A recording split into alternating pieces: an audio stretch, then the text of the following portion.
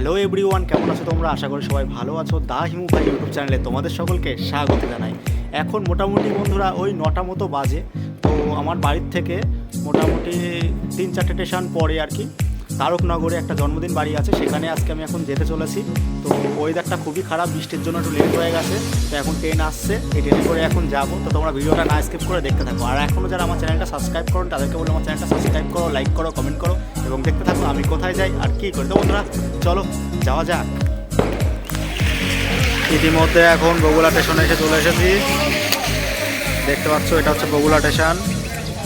এখান থেকে একটা বন্ধুর বাইকে করে যাব হচ্ছে যেখানে অনুষ্ঠান হচ্ছে সেখানে।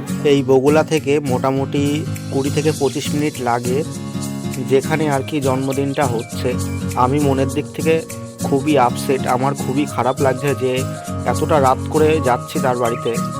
দেখতে পাচ্ছ মানুষজন নেই বললেই চলে, এখানে বেলুনের গেট টেট সমস্ত কিছু করা হয়েছিল। আর রাত্রিবেলা কয়েকজন লোক ছাড়া আর কেউই নেই। দিনের বেলায় আসলে পরে তোমাদেরকে সমস্ত কিছু দেখাতে পারতাম। যে মামার বাড়িতে এসছি সেই মামা খুবই রাগ করেছে আমার উপরে, বাট রাগ করলেও কিছু করার নেই। 2-1 জনের কারণে এই বাড়িতে আসতে খুবই লেট হয়ে গেছে।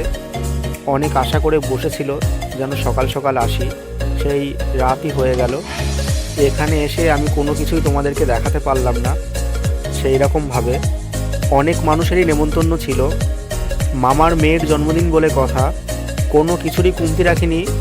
আমি যদি একটু সকাল সকাল আসতে পারতাম তাহলে আমার খুবই ভালো লাগতো।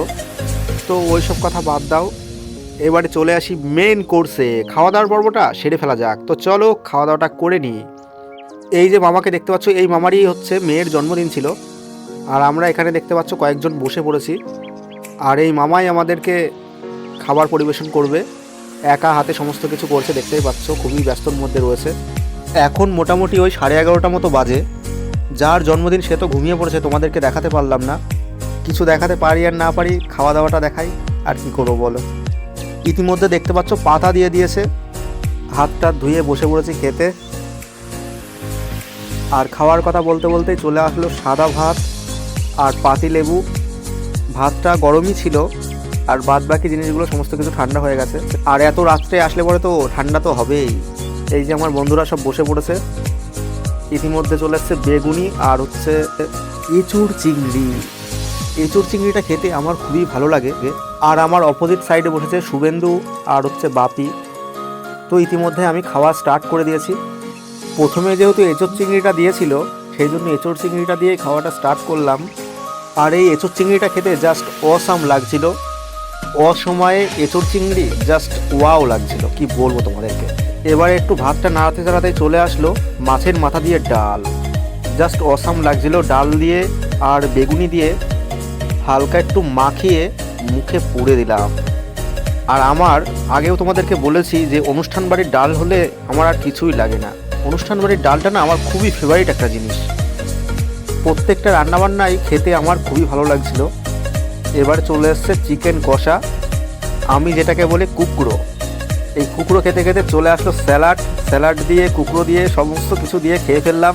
আর দেখতে পাচ্ছ মামা একা হাতে কি সুন্দরভাবে পরিবেশন করছে, যেটা কিনা আমার খুবই ভালো লেগেছে।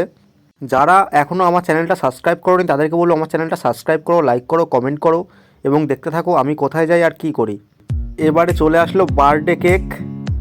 দেখতে পাচ্ছ একে একে সবাইকে বার্থডে কেক দেওয়া হচ্ছে। অনেকটা রাত্রে জন্মদিন বাড়িতে এসেছি তাই কি হয়েছে, কিন্তু আনন্দ হচ্ছিল খুবই। এতটা আনন্দ হচ্ছিল তোমাদেরকে বলে বোঝাতে পারবো না। এমন এমন মানুষ আছে, এমন এমন কথা বলছে, আমি হাসতে হাসতে আমার পেটে খিল ধরে যাচ্ছিল। এবার একটু চিকেন কষা দিয়ে ভাতটা নাড়িয়ে চাড়িয়ে মুখে পুড়ে দিলাম, যেটা খেতে আমার খুবই ভালো লাগছিল। দেখো আমি কিভাবে খাই। এই ভিডিওটা এডিট করতে করতে আমার জিভে জল চলে আসছে। আর এমনিতে বন্ধুরা এই কুকড়ো জিনিসটা আমার খুবই ভালো লাগে, দেখতেই পাচ্ছ। ও কি সুন্দর খাচ্ছি। তোমরা সবাই জানিও তোমাদের চিকেন ফেভারিট না মটন ফেভারিট। আমার বন্ধুরা চিকেনটাই ফেভারিট বেশি। আর যদি চিকেন কষা হয় তাহলে তো কথাই নেই। দেখতেই পাচ্ছ কি সুন্দরভাবে গুছিয়ে গুছিয়ে খাচ্ছি। আর চিকেনটা এতটা পরিমাণে স্বাদ হয়েছিল কি বলবো তোমাদেরকে। যদিও ঠান্ডা হয়ে গেছিলো, গরম হলে পরে আরও ভালো লাগতো। গরম গরম সমস্ত কিছুই ভালো লাগে। এতটা রাত্রে যে অনুষ্ঠান বাড়িতে গিয়েছি, বাড়ির প্রত্যেকটা মানুষ যে এতটা পরিমাণে খুশি হয়েছে তোমাদেরকে কি বলবো। সকাল সকালে যেতে পারতাম, সারাটা দিন এতটা পরিমাণে বৃষ্টি হয়েছে, বৃষ্টির মধ্যে তো কোনো জায়গায় বেড়ানো যায় না, যেহেতু আমার বাড়ির থেকে জন্মদিন বাড়িটা অনেকটাই দূরে। চলো বন্ধুরা তোমাদেরকে একটা জিনিস দেখাই। এই যে দেখতে পাচ্ছ, এই এক ভদ্রলোক, এই ভদ্রলোকের একটু নেশা লেগেছে, দেখতেই পাচ্ছ কেমন করছে। খুবই ভালো লাগছিল জানো না, এতটা পরিমাণে হাসাচ্ছিল, আমি হাসতে হাসতে পুরো পাগল হয়ে যাচ্ছিলাম। অনেকটা পরিমাণে শান্টু খেয়ে পুরো বেসামাল হয়ে গেছে, আর এমন এমন কথা বলছে যে হাসতে হাসতে পেটে খির লেগে যাচ্ছে। সেই জন্য তোমাদেরকে একটু দেখিয়ে দিলাম। মোটামুটি খাওয়া দাওয়া প্রায় কমপ্লিটের দিকে। দেখতে পাচ্ছ হাঁড়িতে করে চলে আসলো দই, আর এই দইটা হচ্ছে ঘরোয়াভাবে বানানো, যেটা খেতে অসাধারণ লাগছিল। আর ঘোষবাড়ির দই তো খেতে তো ভালো হবেই, ঠান্ডার মধ্যে ঠান্ডা ঠান্ডা দই, ও জাস্ট খেতে অসাধারণ লাগছিল। দই তো দিয়ে চলে গেল, এখনও আমার চাটনিটা খাওয়াই হয়নি। দেখতে পাচ্ছ দইটা সাইডে রেখে চাটনিটা খেয়ে ফেললাম। বেগুনি দিয়ে আর চাটনি দিয়ে মাখিয়ে খাচ্ছি। এইভাবে কে কে খেয়েছো আমাকে তোমরা জানাতেই পারো। চাটনি ফাটনি খাওয়ার পর চলে আসলো রসগোল্লা। কে কে কোথার থেকে ভিডিওটা দেখছো সবাই আমাকে জানিও। আর এখনও যারা আমার চ্যানেলটা সাবস্ক্রাইব করোনি তাদেরকে বলবো আমার চ্যানেলটা সাবস্ক্রাইব করো, লাইক করো, কমেন্ট করো এবং দেখতে থাকো আমি কোথায় যাই আর কি করি। দেখতে পাচ্ছ ভাঙা মিষ্টিটা ইচ্ছা করে দেওয়া হয়েছে একটু মজা করার জন্য।